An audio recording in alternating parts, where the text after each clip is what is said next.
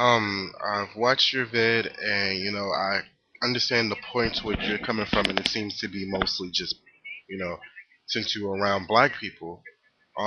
But this is something that pisses me off.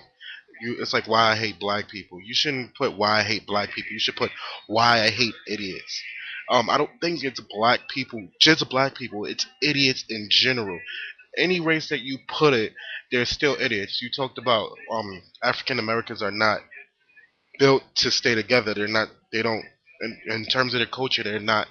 So they were taught to not work it out or whatever. But I think people don't understand that choice is choice, especially in a place like America where you can get a divorce easy. Um, your life is not working out with the person that you're with.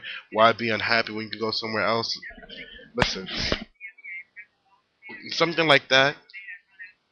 If you're not happy in a relationship and you're with somebody that you built a family with or something like that, and it's not working, and you're gonna do something like cheat on the person constantly, or you're gonna fuck with a lot of people, then you don't have to be with that person. And people who continue to say, "Oh, the reason that black women are single is because that that they can't commit, they push black men away, this that, and the third." I completely just don't think that's true at all. Um, the reason that a lot of black women are single is because of preference. Um, a lot of black women, as bad as it sounds, they are picky. How are they picky? Um, I heard this as a joke one time with me and my friends. My friend goes, "You want to know why a lot of black women are with Spanish guys or with white guys?" And I would say, "Why?"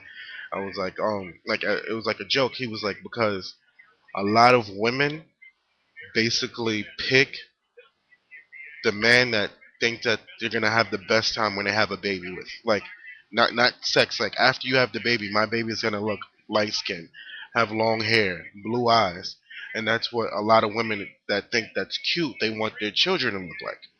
But me myself, I've dated all types of women. It does not matter to me. My dick is not a white supremacist. I don't know. It's just a John Mayer joke. But I think people really need to understand that you, as a person, it's not what anybody else does for you. It's what you do for yourself, and how do you help people. People like James David Manning, who go in on black people, can saying, "Oh yeah, all you do is sell drugs and do this, do bad stuff." They never really look at it and say, "Well, how can I help my own community?"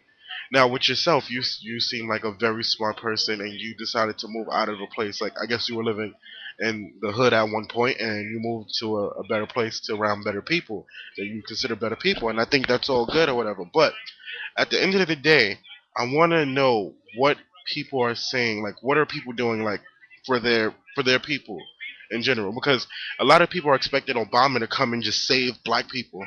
Just because your president is black does not mean he's gonna save you, or partially black, or half black. I was taught that whatever your dad is on your birth certificate, that's what you are.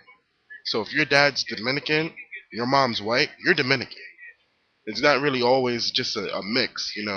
But I want to know, what are people doing to uplift their community? James David Manning doesn't do anything. He basically tears into people and then don't tell them, okay, well, you know what? I can show you this. I can show you that. You know what? This would be a good place. You need people who actually try to fight and strive for something, not people who just put down people like, all right, that they see on TV that do bad things, or you know, people are always continuing to say, "Oh, we don't have great black role models or whatever." Me and myself, I have no role models.